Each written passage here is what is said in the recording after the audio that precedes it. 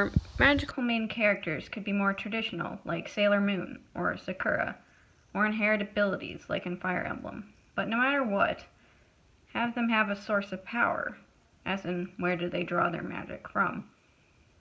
In the case of Sakura, she draws her power from the Clow cards and her wand. Next is their designs. Keep them simple but memorable. Best example of this is in Fairy Tail. All of their main cast have actually really simple designs, but a few things that distinguish them from the rest to make them stand out. After only a few episodes, I could easily recall what their names were because while they had really simple designs, they weren't forgettable. And that includes their personalities too. The next part of their designs is keeping them endearing. What is their personality quirk, basically? In the case of Sakura, from Cardcaptor Sakura, she tries a bit too hard to be an adult, in my opinion. Always sticking her nose in her brother's business and trying very hard to be dignified when she really isn't. That was part of her charm to me. So give them a quirk that makes readers fall in love with the character. And the next part of their design is to give them some sort of struggle. They can't be perfect, so I'm going to draw on Sakura again for this one because she lost her mother when she was young. She never knew her. It's just her brother, and her father. So she's always lacked that female figure in her life, and that kind of makes you sympathize with her because she does have a desire to see her mother and to know what she was like. I remember in a certain episode, I don't remember what episode it was, where a Clow card took the form of her mother and she wanted to reach out to her, but the Clow card was actually trying to kill her and trying to send her off a cliff. So she had to move past that and to realize, yes, that's not my mom. I'm never going to see her, unfortunately.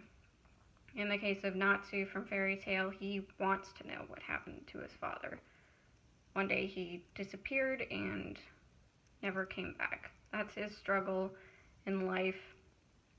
And there are a few others, but that's the main one that drove him throughout the majority of Fairy Tail. So just give them some sort of struggle or loss in their life that makes them a bit more relatable despite having magical powers. Going back to the way your magical main characters look, you could also have their outfits and their hair represent aspects of their personality, or to detail how mature they actually are, or how much they try to be mature. Going back to the Cardcaptor Sakura anime, you can see this contrast between Sakura, Lee, and Mei Ling. Both Lee and Mei Ling want to be taken seriously by their friends and the people around them, hunting down Clow cards each and every day to try and prove their worth. And they dress in traditional Chinese garb as well to make themselves look very formal so that they can be taken seriously. So they also demonstrate that desire to be taken seriously, like most children their age.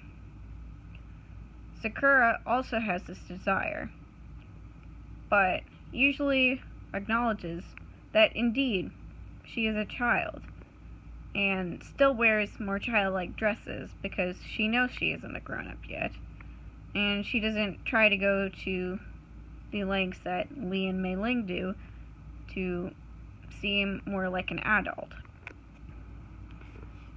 You don't need to do this when designing your magical girls and boys, but it is something to consider. It's one of the aspects of show don't tell,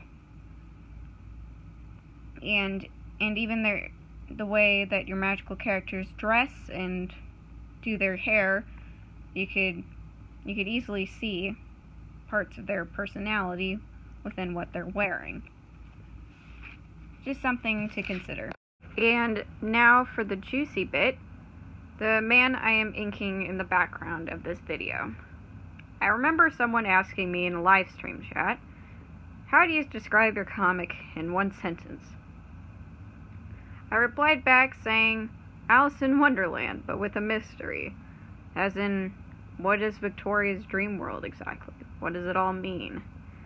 And this comparison really rings true, since this character, basically the other main character of Dollhouse, besides Victoria, is a guy with bunny ears who leads Victoria through the dream world.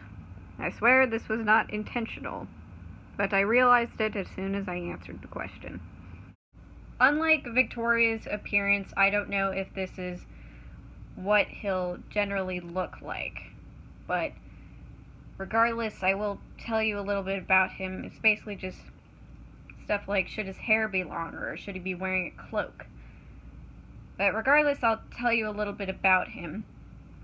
So, his name is Robin. He, like I stated previously, is basically Victoria's guide throughout the dream world that seems so vivid in the real to her. And he also has this playful attitude about him despite having a stoic expression. So he flicks her forehead, he sometimes like picks her up when she's scared and makes the motion of trying to throw her but really doesn't. You might have noticed his face. His eyes have no pupils, and that is entirely intentional. He basically wears a mask. You see, and it's kind of like this weird elasticity mask. Like, think the Question in Justice League. It almost looks welded onto his face, kind of. So, and like it's something I'm intending to set up that the reader knows, but Victoria doesn't know. So, like, the reader senses, like, wait, there's something off about this guy and stuff, and Victoria doesn't really care that much until she sees that, yes, it's actually a mask, because, you know, this is a dream world where anything can happen. And a guy whose expression never changes seems arbitrary when you have all these other really stranger things about. And that's all I'm really ready to reveal about Robin at the moment. Thank you all for watching, and stay tuned for more updates on Dollhouse as well as more content to come in the future.